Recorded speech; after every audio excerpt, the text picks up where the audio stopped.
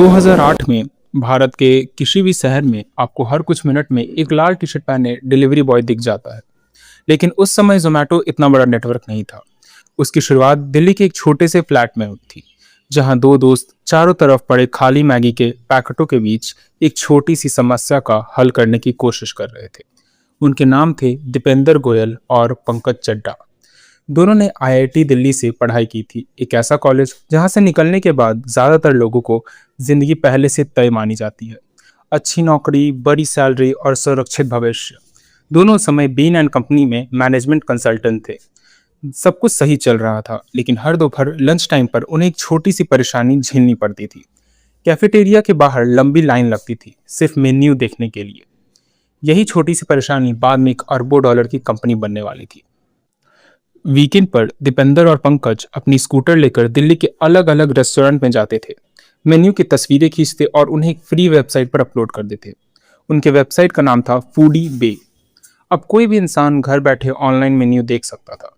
धीरे धीरे वेबसाइट उनके ऑफिस में पॉपुलर हुई, फिर पूरे दिल्ली में फैलने लगी। लेकिन एक बड़ी समस्या अभी भी थी, वेबसाइट पैसे नहीं कमा रही थी। अब उनके सामने दो रास्ते थे, या तो अपनी सुरक्षित कॉर्पोरेट नौकरी जारी रखें या फिर सब कुछ छोड़कर एक ऐसे स्टार्टअप पर दाव लगाएं जिसका भविष्य किसी को नहीं पता। उन्होंने दूसरा रास्ता चुना। अक्सर बड़ी कंपनी किसी जटिल बिजनेस प्लान से नहीं बनती, वे बनती हैं किसी छोटी लेकिन लगातार परेशान करने वाली समस्या को हल करने की जिद से। 2010 में इस प्रोजेक्ट को इन्फो एज से 4.7 करोड़ रुपए की फंडिंग मिली और इसी के बाद फूडी बे का नाम बदलकर रखा गया जोमैटो। फंडिंग मिलते ही कंपनी तेजी से इंटरनेशनल मार्केट में फैलने लगी, यूएई से लेकर यूके तक। 2015 तक जोमैटो 23 देशों में ऑपरेट कर रहा था, लेकिन इतना तेज एक्सपेंशन की कीमत बहुत भारी थी। अलग अलग देशों में ऑफिस चलाने का खर्च लगातार बढ़ रहा था। कंपनी का नुकसान $60 मिलियन से भी ऊपर चला गया था। इन्वेस्टर्स परेशान होने लगे, मीडिया में खबरें आने लगी कि जोमैटो शायद ज्यादा फैल चुका है और अब गिरने वाला है। ये कंपनी के लिए सबसे कठिन दौर था। दीपेंद्र की कई मुश्किलें फैसले लेने पड़े। उन्होंने कई इंटरनेशनल ऑफिस बंद किए, कंपनी के कुछ स्टेट्स बेच दिए, टीम का आकार छोटा किया ताकि बचा हुआ पैसा खत्म ना हो जाए। कभी कभी बिजनेस को बचाने के लिए आपको उन चीज़ों को भी काटना पड़ता है जिन पर आपने सालों तक मेहनत की हो। फिर 2015 में एक नया खतरा सामने आया, स्विगी। स्विगी सिर्फ रेस्टोरेंट की जानकारी नहीं दे रहा था, वो खाना सीधे लोगों के घर तक पहुंचा रहा था। यहीं से जोमैटो को अपना पूरा बिजनेस मॉडल बदलना पड़ा। अभी सिर्फ एक फूड डायरेक्टरी नहीं बन रह सकती थी, उसे लॉजिस्टिक कंपनी बनना था। जोमैटो ने सिर्फ ज़्यादा डिलीवरी बॉय रखने पर ध्यान नहीं दिया, उन्होंने टेक्नोलॉजी पर दाव लगाया।